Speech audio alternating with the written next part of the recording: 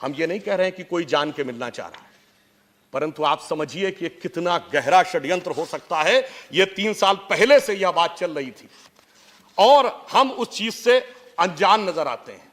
और मैं ये कहना चाहता हूं कि यदि आप इस बात को समझना चाहें कि जो कुछ हुआ, तमाम संगठनों के अकाउंट में पैसा आया और समय समय पे निकलता गया और उसी के साथ बहुत कुछ दिखता चला गया, क्या यह हमें समझ में नहीं आता कि यह षड्यंत्र कहां से शुरू हो रहा है। और मैं एक और बात कहना चाहता हूं, जब यह चीज आई है ना, अगर यह इस तरह की षड्यंत्र हमारे पड़ोस में की जा रही है तो कभी सीधे नहीं आता है, वो एक आवरण लेके आता है। रावण कभी सीधे सीता हरण करने नहीं आया था, साधु का वेश बना के आया था। और इस बार एक नया आवरण दिखाई पड़ा, आजादी, हमको चाहिए आजादी। साहब अध्यक्ष जी, मैं बचपन से लेके किशोरावस्था, वहां से युवावस्था पार कर गया, हमें तो यही पता था आजादी कांग्रेस ने दिलाई, किताबों में पढ़ा, गांधी बाबा ने दिलाई, नेहरू जी ने आजादी का संघर्ष किया। और अब कांग्रेस के नेताओं के ऐसे वीडियो आते हैं कि दूध में हुए बच्चों के सामने आजादी। अरे कौन सी आजादी? तो क्या वो स्वीकार करते हैं कि आजादी नहीं मिली? आदरणीय मनमोहन सिंह जी ने तो आजादी का वो दौर भी देखा होगा। हमारे तो नेता प्रतिपक्ष जी के नाम में ही आजाद है, फिर भी उनकी पार्टी आजादी की डिमांड कर रही है। और मैं कहना चाहता हूं, इस आजादी बहुत खतरनाक था। पहले इस आजादी में अंदर आए माओवादी, फिर अंदर घुसे नक्सलवादी, फिर इसमें घुसे जिहादी, फिर इसमें आए बगदादी और फिर इसमें आए जल्लादी, मगर नहीं दिखी आजादी।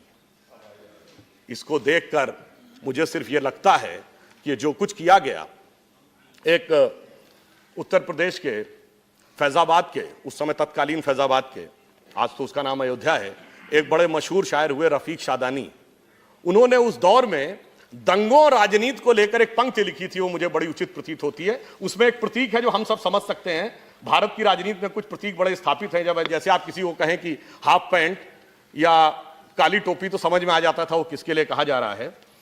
तो उन्होंने ये लिखा, न तो नमाजी न तो पुजारी, अवधी भाषा में, न तो नमाजी न तो पुजारी, तुम्हें मदारी तुम्हें शिकारी, जियो बहादुर खद्दरधारी। तो आगे मैं खुद जोड़ देता हूं, सब देखिन तुमरी किरदारी, खद्दरदारी मफलरधारी। इसलिए मैं आगे यह कहना चाहता हूं, हमें इस विषय के ऊपर यह भी समझना होगा कि षड्यंत्र कहां कहां से हो रहा है, तो हमें उसके ऊपर उतना अधिक गंभीरता से, सजगता से ध्यान भी रखना होगा। आजादी की बात करने वालों में हमें ध्यान रखना होगा कि ये कहीं हमारे लिए बहुत घातक किस्म का आंदोलन बनाने का षड्यंत्र तो नहीं है। आदरणीय अटल जी की एक कविता की पंक्ति शायद आप सबने सुनी हो तो याद आ जाए। आजादी पर उन्होंने लिखा था, अपने ही हाथों से अपनी कब्र न खोदो, अपने पांव कुल्हाड़ी आप न मारो, आप अपने आओ कुल्हाड़ी आप न चलाओ, चाल पड़ोसी की समझो और आंखें खोलो, आजादी अनमोल न इसका मोल लगाओ। इसलिए मेरा मानना है कि ये इस प्रकार के जो विषय उठाए जा रहे हैं, ये देश के लिए अत्यंत खतरनाक। और मैं सिर्फ ये कहना चाहूंगा, आप सब लोग तो बहुत समझदार हैं, वरिष्ठ हैं, क्यों इस प्रकार की बात करते हैं? साहब, हिंदी के एक बड़े प्रसिद्ध कवि हुए हैं बिहारी लाल जी। जब मिर्जा राजा जयसिंह औरंगजेब के जमाने में आसपास के इलाकों के ऊपर राजाओं पे बहुत कब्जा कर रहे थे, उसका लाभ प्रकारांतर से औरंगजेब को मिल रहा था, तो बिहारी जी ने एक दोहा उनको लिख के भेजा था। कहा था, स्वार्थ सुकृत न श्रम वृथा, देख विहंग विचार, बाज पराए पानी पर तू पच्छीनु न मार। यानी ना इसमें कोई स्वार्थ है ना कोई अच्छा कार्य है, ये पराए लोगों को इसका फायदा होने वाला है। छोटे छोटे पक्षियों को आप बाज के रूप में शक्ति है, मत मरने दीजिए। वैसे बिहारी लाल जी ग्वालियर के रहने वाले थे। जयपुर के महाराजा को उस समय समझ में आया, अब शायद ग्वालियर के महाराजा जी को भी बेहतर ढंग से समझ में आ गया है। अंत की तरफ बढ़ते हुए मैं ये बात कहना चाहूंगा, महत्वपूर्ण बात, एक कोट मैं बोलता हूं, no further goal justifies violence in present, it could not be the means to any political end, self discipline is crucial to swaraj. ये किसके भावों की अभिव्यक्ति है? आज से लगभग 100 साल पहले, 98 साल पहले, महात्मा गांधी जी ने जब असहयोग आंदोलन चलाया था, और उस समय कुछ लोग सड़कों पे निकल आए थे, घर से बाहर सड़कों पे आ गए थे और आगजनी करने लगे थे, तो उन्होंने सारा आंदोलन रोक दिया था चौरी चौरा कांड के बाद। और उन्होंने कहा था कि मैं, यद्यपि उनका कोई व्यक्तिगत नहीं, उन्होंने कहा था मैं नेता के नाते इसका व्यक्तिगत अपने ऊपर दायित्व लेता हूं, हिंसा का कोई स्थान नहीं हो सकता, प्रतिक्रिया का कोई स्थान नहीं हो सकता, स्वराज्य में सबसे पहले स्वानुशासन हो सकता है। और इतना ही नहीं, लाला लाजपत राय, आप सबको शायद ध्यान हो, 1920 में कांग्रेस के अध्यक्ष थे, उन्होंने क्या बोला कि हमारा आंदोलन विफल हो गया, पर हमारी विफलता हमारे नेता की विराटता और महानता की तुलना में बहुत छोटी है।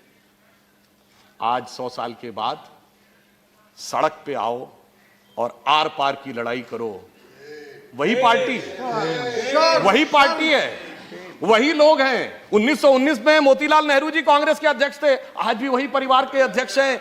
गांधी वो महात्मा गांधी थे, ये आज के गांधी हैं और आके कह रहे हैं कि आर पार की लड़ाई की बात करो। सभापति महोदय, आप समझ सकते हैं कहां से कहां पहुंच गए। नहीं बैठिए आप। अरे साहब आप बताइए ना, आर पार की बात किसने की थी सड़क पे आके? आर पार की बात 16 अगस्त 1946 को डायरेक्ट एक्शन के लिए हुई थी। इसलिए मैं कहना चाहता हूं, इतनी विराट पार्टी, इतना विराट नेता, इतना वरिष्ठ व्यक्ति, और इसके बावजूद ये आपके लिए विचार करने का विषय है। हम अपने समय के अंदर ही रहेंगे। समय की नहीं कह रहा हूं मैं समाप्त कर रहा हूं। चेयर को एड्रेस करिए, इधर उधर मत देखिए, आप बोलते जाइए। मैं सभापति महोदय, मैं सिर्फ ये कहना चाहता हूं कि गांधी, महात्मा गांधी से आज के गांधी तक आते आते ये कहां से कहां तक पहुंच गए। हाँ, ये बताइए, आर पार की लड़ाई की बात करना गांधीवाद है, गोडसेवाद है? बताइए, मैं आपसे पूछना चाहता हूं। हाँ, अब मैं आपसे एक बात कहता हूं, सुनिए। सुधांशु जी, आप सीधा सभापति महोदय, यदि ये इस विषय पे कहना चाहते हैं तो एक पंक्ति में कहना चाहूंगा। महात्मा गांधी कोई व्यक्ति नहीं थे, कोई हाड़ मास का व्यक्ति नहीं था, वो एक विचार था, एक वैचारिक अधिष्ठान थे, वो राष्ट्रपिता थे। मगर महात्मा गांधी का, हाँ मैं जवाब दे रहा हूं, मैं जवाब दे रहा हूं। अरे मैं जवाब दे रहा हूं आपको सभापति जी। महात्मा गांधी का, अरे सुनिए, कोई केवल सुधांशु जी का ही रिकॉर्ड में जाने वाला है, दूसरा कोई बोले तो जाएगा नहीं। सारा देश जानता है महात्मा गांधी का राजनीतिक दर्शन था राम राज्य, नित्य का भजन था रघुपति राघव राजा राम, अंतिम शब्द था हे राम, जो आज तक समाधि पे लिखा है। और जिस दिन 2007 में हलफनामा देके कहा गया कि राम थे ही नहीं, गांधी के व्यक्तित्व और आत्मा की हत्या उस दिन हुई। अब मैं ये कहना चाहता हूं, इस घटना ने जो कुछ इस देश में किया है, उससे किसी भी व्यक्ति के मन में करुणा उत्पन्न होना स्वाभाविक है, मगर उस करुणा की आड़ में जो राजनीतिक बवंडर खड़ा करने का प्रयास किया जा रहा है, उसके प्रति सजगता भी आवश्यक है। आदरणीय नरेंद्र मोदी जी, जिन्होंने अपने जीवन में उस स्थिति से जाकर क्षण क्षण तरण तरण समर्पित करते हुए राजनीति के जिस मुकाम पे पहुंचे, और पद पर आने के बाद पहले दिन से उन्होंने जिस प्रकार की स्थिति देश में निर्माण करने का प्रयास किया, आज ये सब करके जो दिखाने का प्रयास किया जा रहा हो, तो मुझे लगता है शायद उनके मन से यह बात निकलती होगी कि अपने जीवन का व्रत देकर जिसको हाथों से पाला है, क्या वह केवल अवसाद मलिन झरते आंसू की माला है? वो आंसू की माला हम नहीं आने देंगे लोगों के आंखों में। और अंत में सिर्फ एक वाक्य कहूंगा, यह समझ लीजिए कि प्रधानमंत्री जी के तरफ से या सरकार की तरफ से कह रहा हूं कि तू अगर मेरे साथ नहीं है तो इसमें तेरी खता भी नहीं, क्योंकि हर शख्स मेरा साथ निभा सकता भी नहीं। वैसे तो एक आंसू भी बहा ले जाए मुझे, वैसे तो एक आंसू भी बहा ले जाए मुझे, मगर ऐसे कोई तूफान भी हिला सकता नहीं। धन्यवाद।